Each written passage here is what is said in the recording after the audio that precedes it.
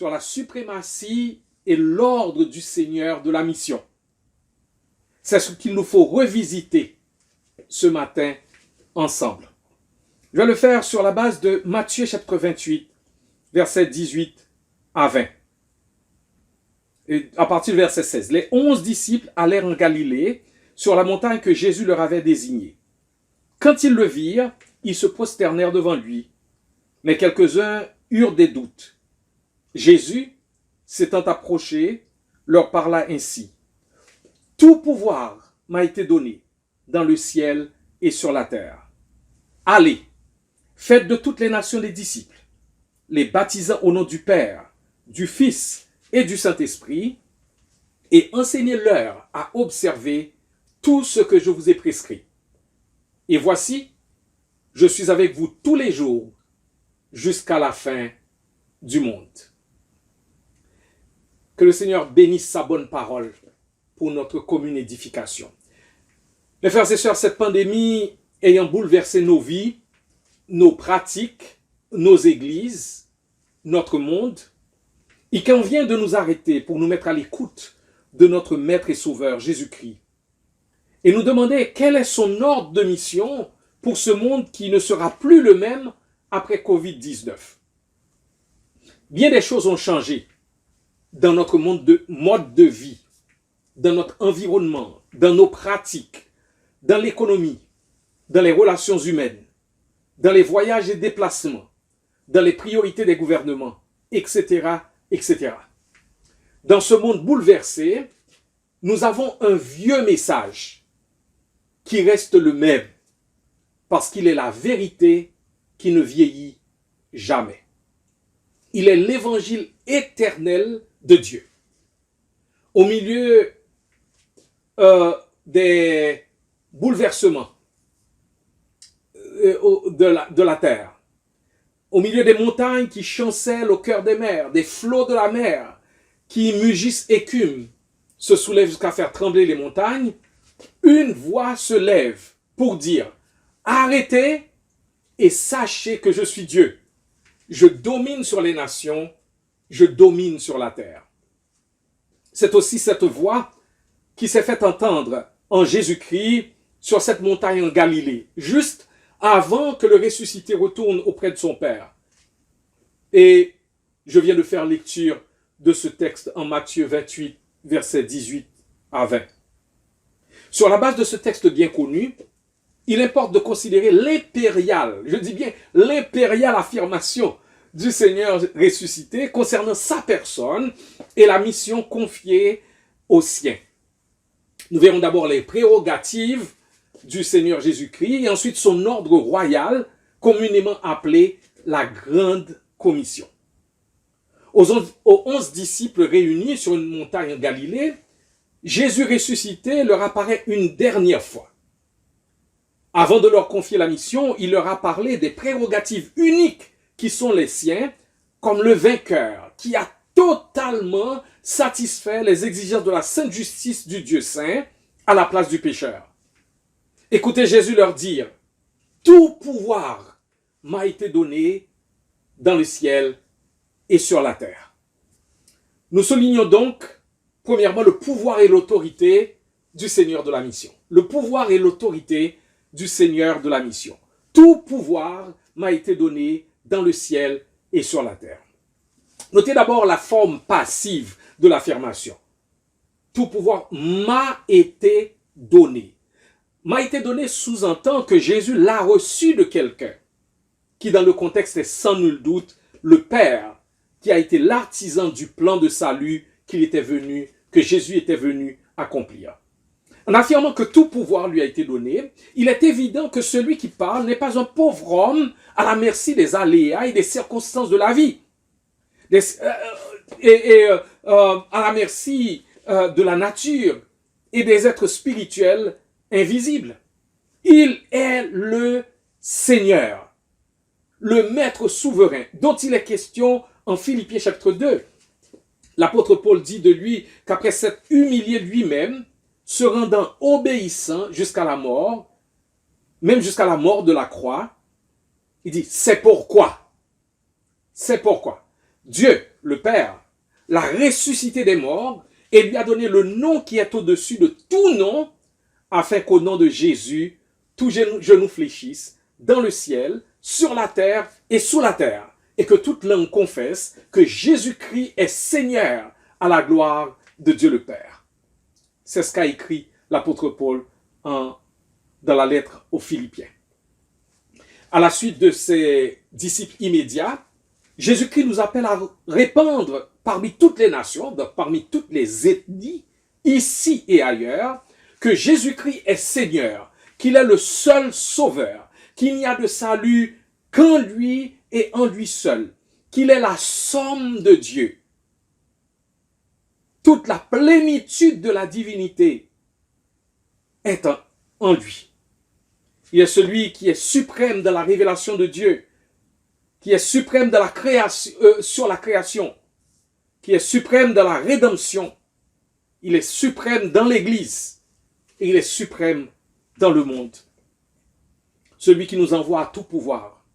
Celui qui nous envoie à tout pouvoir sur Michael, sur Gabriel, sur tous les archanges, les chérubins, les séraphins et tous les anges. Il a tout pouvoir sur Lucifer devenu Satan, le diable, l'adversaire, avec tous les démons, les autorités, les principautés, les princes de ce monde de ténèbres, les esprits méchants dans les lieux célestes. Celui qui nous envoie à pouvoir sur l'univers tout entier, avec ses objets, ses lois, ses astres infiniment grands et petits. Il a pouvoir sur toutes les galaxies, sur toutes les planètes, sur tous les systèmes. Il a pouvoir sur le soleil, la lune, le vent, la mer, les ouragans, les cyclones, le feu, les tornades, la pluie, les tremblements de terre. Celui qui nous envoie à tout pouvoir sur toutes les molécules et réalités atomiques, sur les atomes, les électrons, les protons, les neutrons, les particules subatomiques non encore découvertes, les quantums physiques, les structures génétiques, l'ADN, les chromosomes. Celui qui nous envoie à tout pouvoir sur toutes les plantes, tous les animaux grands et petits, tous les oiseaux du ciel, tous les poissons de la mer, sur toutes les bêtes sauvages.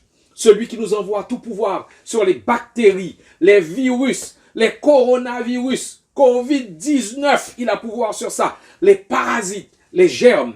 Celui qui nous envoie à tout pouvoir sur toutes les parties et sur toutes les fonctions du corps humain, sur chaque battement du cœur de l'homme, chaque inspiration et chaque respiration, chaque cellule, chaque tissu, chaque organe, chaque système, chaque artère, chaque vaisseau, chaque muscle, chaque articulation. Celui qui nous envoie à tout pouvoir sur toutes les nations, sur tous les empires, sur tous les systèmes politiques et économiques, sur toutes les idéologies politiques, sur tous les rois, empereurs, présidents, nouveaux ministres et premiers ministres, sur tous les congrès, sur tous les parlements, sur tous les tribunaux, sur toutes les cours suprêmes. Il a tout pouvoir sur tous les pouvoirs exécutifs, législatifs et judiciaires. Il est le seul souverain. Celui qui nous envoie tout pouvoir et toute autorité sur toutes les armées, sur toutes les armes, sur tous les arsenaux d'armes conventionnelles, chimiques, bactériologiques ou nucléaires. Celui qui nous envoie tout pouvoir sur les médias, presse écrite, parler, télévisée, Internet. Et celui qui nous envoie tout pouvoir sur tous les loisirs, sur toute éducation, sur toute recherche, sur toute science et sur toute découverte.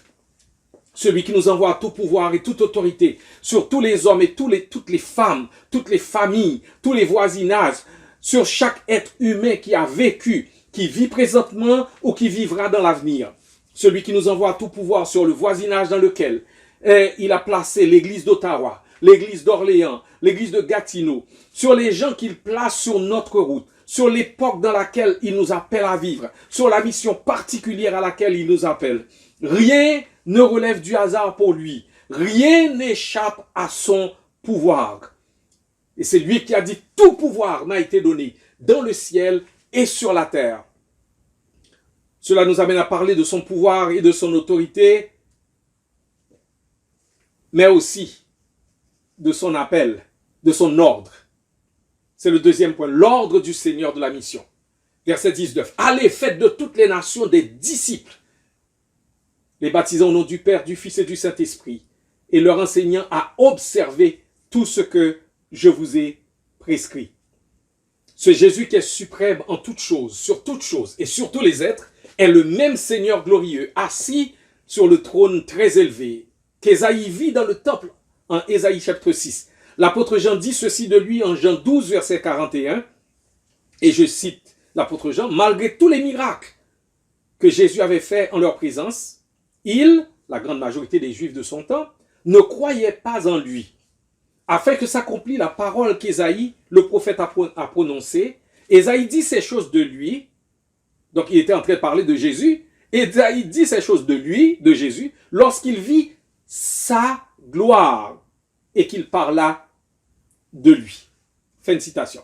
Le Seigneur glorieux, saint, au-dessus de tout pouvoir, de toute autorité, de toute chose, vu par Ésaïe dans le temple, est le même que les disciples avaient devant leurs yeux sur la montagne, en Galilée.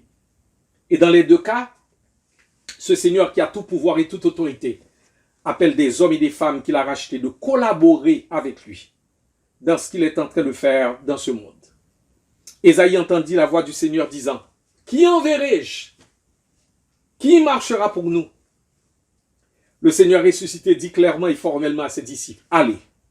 Ou plus précisément dans ce texte de Matthieu, en allant, faites de toutes les nations des disciples, les baptisant au nom du Père, du Fils et du Saint-Esprit, et enseignez-leur à observer tout ce que je vous ai prescrit. Et voici, je suis avec vous tous les jours jusqu'à la fin du monde. Il y a dans l'ordre, dans le mandat que Jésus a donné à ses disciples, premièrement, un appel à aller faire des disciples. Et que ce soit en Matthieu 10, verset 7, 28, verset 19, et Marc 16, verset 15, il y a ce mandat. Et c'est d'aller faire des disciples. Matthieu 28, verset 19 dit, en allant, faites de toutes les nations des disciples.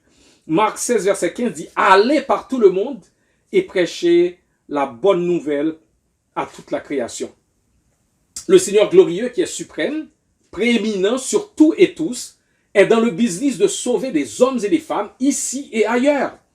Il nous donne un ordre, non pas un conseil, non pas une suggestion d'aller faire connaître aux hommes et aux femmes de notre génération un message qui va être un pep talk. Non, nous devons aller leur dire qu'ils doivent se repentir de leur rébellion, de leur autonomie par rapport à Dieu, qui est leur créateur et leur rédempteur en Jésus-Christ, et qui doivent placer leur confiance en Jésus-Christ et en lui seul. Dallas Willard a écrit un livre auquel il a donné pour titre La Grande Omission. La Grande Omission, ou le Grand Oubli. Il montre que la Grande Commission est devenue la Grande Omission, le Grand Oubli. Et la vie de ceux qui se disent disciples de Jésus-Christ est devenue la grande disparité, c'est-à-dire tout le contraire de ce qu'elle devrait être. Je veux aujourd'hui vous rappeler que celui qui a donné la grande commission est celui à qui le Père a donné toute suprématie. Face à lui, on est soit un rebelle qui lui résiste, ou un sujet qui s'incline, se soumet et entre dans ses plans.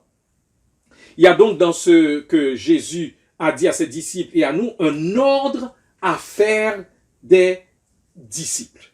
Non pas aller faire des convertis, aller faire des baptistes, à aller faire des gens d'une certaine tendance théologique, mais aller faire des disciples. Il me semble que par les circonstances providentielles de Dieu, Dieu a fait un reset, une réinitialisation qui nous permet de recommencer. Ça nous permet de recommencer, principalement dans notre Jérusalem. Comme c'est dit en Acte 1, verset 8. Allez, Jésus-Christ avait dit à ses disciples, et vous recevrez une puissance, le Saint-Esprit survenant sur vous, et vous serez mes témoins à Jérusalem, dans toute la Judée, dans la Samarie, et jusqu'aux extrémités de la terre. Donc, c'est-à-dire que l'Esprit Saint va venir, va être la puissance qui agit en vous, qui vous pousse dans la mission. Et ça doit commencer par votre Jérusalem. En ces jours de Covid-19, nous sommes comme contraints de faire des disciples dans notre Jérusalem. Notre Jérusalem le plus nucléaire, entre guillemets. Mes frères et sœurs, Ne soyez pas frustrés de ne pas pouvoir atteindre toute la province en ces jours. De ne pas pouvoir atteindre les groupes avec lesquels nous avons des différences ou même des divergences, comme les Samaritains pour les Juifs. Ne soyez pas frustrés de ne pas pouvoir atteindre toutes les ethnies jusqu'aux extrémités de la terre en ces jours de Covid-19. Dieu nous donne une opportunité de former comme disciples notre femme, notre mari, nos enfants, les personnes qui vivent sous le même toit que nous. Ne ratons pas cette opportunité. Ce que nous faisons maintenant va être la base de ce que nous allons faire quand nous sortirons du confinement. Profitez de cette opportunité pour former des disciples, que la famille se réunisse, que les pères prennent à cœur leur mission de berger en formant la famille comme des disciples de Jésus-Christ. Que les mères en fassent autant si elles sont seules à élever les enfants. Nous venons de souligner que le Seigneur de la mission nous donne un ordre clair de faire des disciples en allant, en baptisant et en enseignant à pratiquer tout ce qu'il nous a prescrit. Cet ordre contient aussi un appel à aller dire aux hommes et aux femmes d'aujourd'hui qu'ils doivent se réconcilier avec Dieu. Je lis pour vous 2 Corinthiens chapitre 5, versets 19 et 20. Dieu était en Christ, réconciliant le monde avec lui-même, en n'imputant point aux hommes leurs offenses, et il a mis en nous la parole de la réconciliation. Nous faisons donc les fonctions d'ambassadeurs pour Christ, comme si Dieu exhortait par nous. Nous vous en supplions au nom de Christ, soyez réconciliés avec Dieu. Celui qui n'a point connu le péché, il a fait devenir péché pour nous, afin que nous devenions en lui justice de Dieu. De fait, cet appel à la réconciliation précède même le fait de faire des disciples, parce que c'est sur la base de cette réalité que la personne qui se repent et qui croit va se soumettre à la seigneurie de Jésus-Christ en acceptant ce qu'il dit comme faisant autorité sur sa vie. Nous sommes envoyés pour appeler les hommes et les femmes que Dieu met sur notre route à se réconcilier avec lui, à mettre bas les armes et à se rendre à celui qui est mort et ressuscité pour eux. Comme il est dit, si donc un seul est mort, tous donc sont morts, afin que ceux qui vivent ne vivent plus pour eux-mêmes, mais pour celui qui est mort et ressuscité pour eux. Nous tous qui nous sommes réconciliés avec Dieu, nous sommes tous ambassadeurs pour Christ. Comme si Dieu exhortait par nous, nous vous en supplions au nom de Christ, soyez réconciliés avec Dieu. Nous sommes appelés à dire à nos contemporains que Dieu était en Christ, ressuscitant, réconciliant le monde avec lui-même, en n'imputant point aux hommes leurs offenses. Voilà donc l'œuvre à laquelle nous devons tous nous appliquer. Il y a un auteur inconnu qui a dit « Mieux vaut mourir pour quelque chose que de ne vivre pour rien ». Je répète, mieux vaut mourir pour quelque chose que de ne vivre pour rien. Ce quelque chose, le disciple de Jésus l'a trouvé. C'est l'évangile de la grâce. C'est pour cet évangile que l'apôtre Paul a dit aux anciens d'Éphèse, venus le trouver à Milet, et je le cite, « Je ne fais aucun cas de ma vie, comme si elle m'était précieuse, pourvu que j'accomplisse ma course avec joie et le ministère que j'ai reçu du Seigneur Jésus, de faire connaître la bonne nouvelle de la grâce de Dieu. » Le Seigneur de la mission l'avait appelé. Il a répondu à l'appel et a vécu avec cet énoncé de mission très clair. C'est comme s'il disait, j'ai été créé et j'ai été sauvé pour faire connaître Jésus-Christ comme seul Seigneur et seul Sauveur qui sauve par sa grâce seule. En Jésus, la dette a été payée et moi qui méritais l'enfer, eh bien, par Jésus-Christ, j'ai trouvé pardon, réconciliation, satisfaction profonde et vie éternelle en Jésus et en Jésus seul. Concluons, mes frères et sœurs. Voilà, mes frères et sœurs, la mission qui est la nôtre. Et nous devons la vivre avec cette pensée si profonde et si juste de nos frères et sœurs de Bethlehem Baptist Church aux États-Unis, qui a été dirigée pendant de nombreuses années par le pasteur John Piper. Et je le cite. « Nous nous soucions de toutes les souffrances maintenant, particulièrement des souffrances éternelles plus tard. » Donc je reprends. « Nous nous soucions de toutes les souffrances maintenant, particulièrement des souffrances éternelles plus tard. La souffrance dans ce monde est terrible et limitée, mais la souffrance dans le monde à venir est terrible et éternelle. Et l'amour le voit ainsi. L'amour ne ferme pas les yeux sur ce monde-là, sur ce monde-ci. Il transige avec la réalité de la souffrance ici et la pire réalité de la souffrance dans l'au-delà. Fin de citation. À la voix du Seigneur qui nous appelle et nous envoie, répondrons-nous comme Ésaïe, me voici, envoie-moi? La suprématie de Christ impose cette réponse. L'expérience de la grâce de Dieu impose cette réponse. L'honneur et le privilège de travailler avec Dieu dans ce qu'il est en train d'accomplir dans ce monde impose cette réponse. La compassion et la miséricorde envers ceux qui plient sous le poids du péché impose cette réponse. La réalité des souffrances à venir pour tous ceux qui vivent et meurent sans Christ impose cette réponse. Vous lèverez-vous pour dire « Je dis oui à Jésus-Christ et non à mes peurs. Non à mon sentiment de ne pas être à la hauteur de la mission.